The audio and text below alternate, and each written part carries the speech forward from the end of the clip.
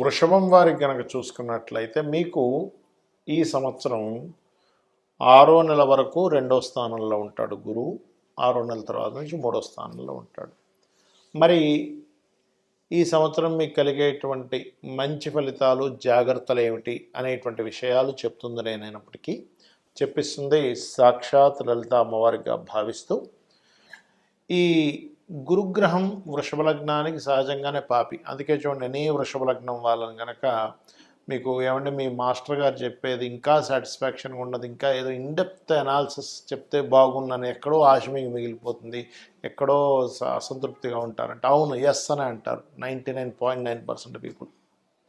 మరి ఈ సంవత్సరం 2026 సంవత్సరంలో గురువు మీకు మే ఎండింగ్ వరకు, ఆల్మోస్ట్ మే ఎండింగ్ జూన్ వరకు 2వ స్థానంలో ఉంటుంది. దాని తర్వాత 3లోకి వెళ్తున్నాడు. మరి గురువు 2లో ఉన్నాడు, మంచి పద్ధతే, చాలా మంచిదే కదండి. గురువు శని 11లో ఉన్నాడంటే నిజమే. కానీ గురువు 2లో ఉన్న గురువు తన స్వరూపాన్ని కొంత మార్చుకున్నాడు కాబట్టి 2 రకాల ఫలితాలు ఇస్తాడు. అంటే ద్విఫలితాలు ఇస్తాడు అక్కడ. ఒకవైపు మంచి ఫలితాల్లో చక్కగా ధనాభివృద్ధిని ఇస్తే, ఇంకోవైపు ఆ ధనం మూలంగానే గొడవలు కూడా ఇస్తాడు.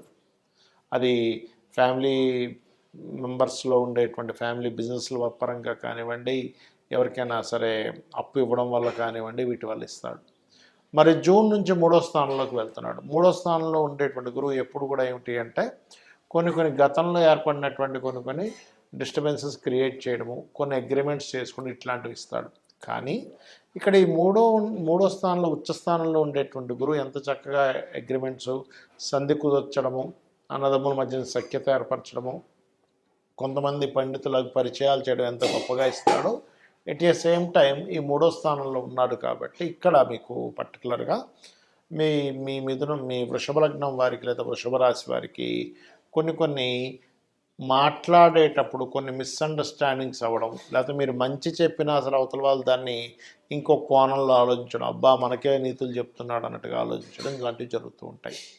కాబట్టి దీని నుంచి మీరు బయటపడాలంటే నవగ్రహాల్లో శని రాహు గ్రహాల దగ్గర దీపారాధన చేయండి, దక్షిణామూర్తి స్తోత్ర పఠనం చేయండి, విష్ణు సహస్రనామాలు చేయండి, అన్ని విధాలా మీకు బాగుంటుంది.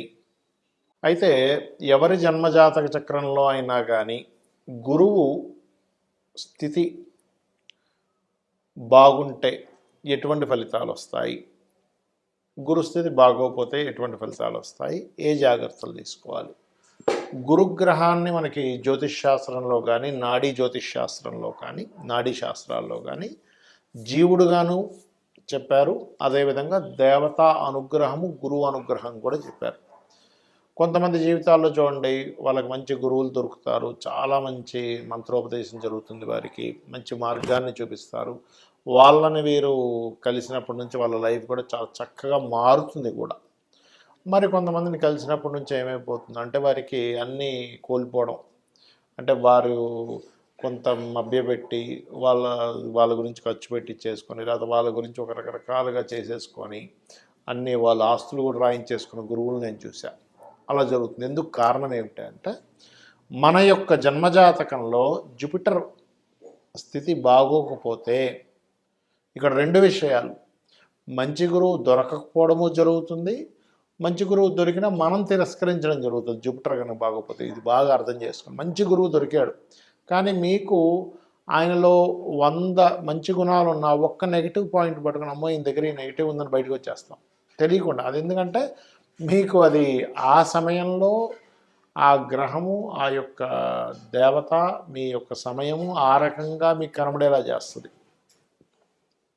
అర్థం చేసుకోండి. ఎందుకంటే ఇప్పుడు సొసైటీలో కూడా చూడండి, రకరకాల మంది ఫ్రెండ్స్ ఉంటారు. ఇద్దరు ఫ్రెండ్స్కి ఏదో మనస్పర్ధలు వచ్చి విడిపోతారు. ఇదే వ్యక్తి ఇంకో వ్యక్తితో కొన్ని సంవత్సరాల పాటు బాగా ఫ్రెండ్లీగా చాలా బాగా ఇద్దరు కలిసి ఉంటారు. ఏమైంది మరి ఇదే వ్యక్తి ఇంకోరితో ఎందుకు కలిసి ఉండలేకపోతున్నారంటే వీళ్ళిద్దరికీ నెగిటివ్ పాయింట్స్ కనబడ్డాయి, వాళ్ళిద్దరికీ పాజిటివ్ పాయింట్స్ కనబడ్డాయి.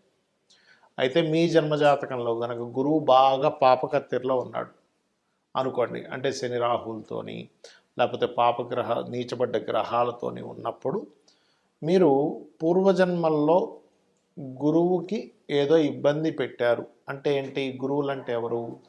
మీకు గురువు అనే ఆ యొక్క గురువు అనేటువంటి శబ్దానికి ముఖ్యంగా ఆ వాక్యానికి ఆ యొక్క దీనికి ఉన్నటువంటి అర్థం ఏమిటంటే మనల్ని అజ్ఞానం నుంచి జ్ఞానం వైపు నడిపించేవాడు గురువు, అంధకారం నుంచి బయటికి తీసుకొచ్చేవాడు గురువు. అంటే అంధకారం అంటే ఏమిటి? మనకు కొన్ని అంధవిశ్వాసాలు ఉంటాయి, మనం ఇది కొన్ని సంశయాలు ఉంటాయి, లేకపోతే మనకు కొన్ని ధర్మ సందేహాలు ఉంటాయి, లేకపోతే మనకి ఒక మంత్రాన్ని ఇచ్చి దైవం వైపు నడిపించేవాడు, ఆధ్యాత్మికం వైపు నడిపించేవాళ్ళు, అదేవిధంగా ధర్మబద్ధంగా ఎలా బ్రతకాలని చెప్పేవాళ్ళు గురువులు కదా. అతనికి ఎన్ని అలవాట్లైనా ఉండొచ్చు, గురువుకి మందు తాగడం అలవాటు ఉండొచ్చు, లేకపోతే ఇంకోటి అలవాటు ఉండొచ్చు, కానీ ఆయన ఏం చెప్తున్నాడు అనేది ముఖ్యం ఇక్కడ. అంతేగాని ఏమండి మనకు అన్నీ చెప్తున్నాడు కానండి ఆయన రోజు సాయంత్రం పూట పట్టుకొని వెళ్ళిపోయాను ఏదో శుభ్రంగా మందు తాగేస్తున్నాడు, ఇది కాదు మనం అర్థం చేసుకోవాల్సి.